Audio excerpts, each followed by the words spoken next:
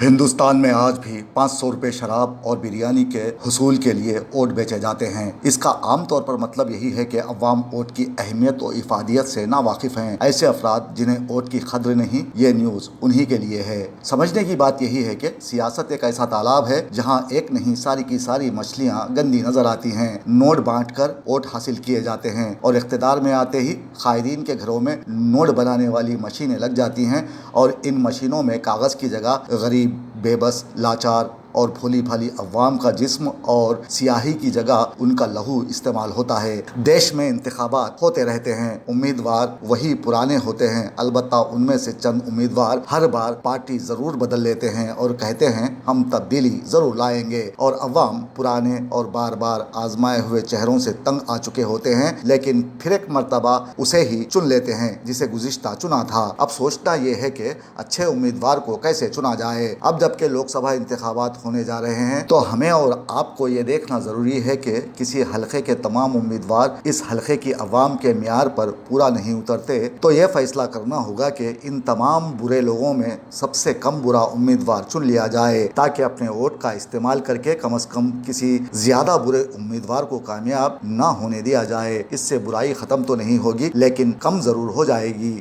برائی کو اسی طرح سے شکست دی جا سکتی ہے، کیونکہ پچھلے 70 سالوں سے بگڑا ہوا ہمارا یہ معاشرہ ایک دن میں تو نہیں سدھر سکتا۔ اس لیے ووٹرز اپنے ووٹ کی اہمیت کو جانیں۔ ووٹ ایک قومی امانت ہے۔ ووٹ نہ دینا جمہوریت کو موت کے منہ میں دھکیلنے کے مترادف ہے۔ ووٹ ڈالنا انتہائی سنجیدہ فریضہ ہے۔ ووٹ سب کا بنیادی حق ہے۔ ووٹ کا صحیح استعمال ہی انفرادی تبدیلی کا دوسرا نام ہے۔ اب یہاں میں آپ سبھی کو بتانا چاہوں گا کہ ووٹ ایک رائے ہے اور رائے کی عزت اس کی کوالٹی سے مشروط ہوتی ہے، لہٰذا عوامی رائے مجموعی لحاظ سے جتنی کوالٹی میں اعلیٰ ہوتی جائے گی اتنی عزت بڑھتی جائے گی۔ یہ کیسے ہوگا؟ اگر یہ آپ کا سوال ہے تو میں آپ کو بتاتا ہوں۔ ووٹ ایک رائے ہے جو ہر شہری کا حق ہے۔ جمہوریت کی یہ خوبصورتی ہے کہ ہر شہری کو حکومت میں نمائندگی کا حق ملنا چاہیے جو وہ اپنے ووٹ کے ذریعے استعمال کرتا ہے۔ تاہم وقت آ گیا ہے کہ اس مرتبہ نفرت کی سیاست کا خاتمہ کریں اور اچھی حکومت تشکیل دیں۔ یہ تبھی ممکن ہے جب ہم سب مل کر متفقہ طور پر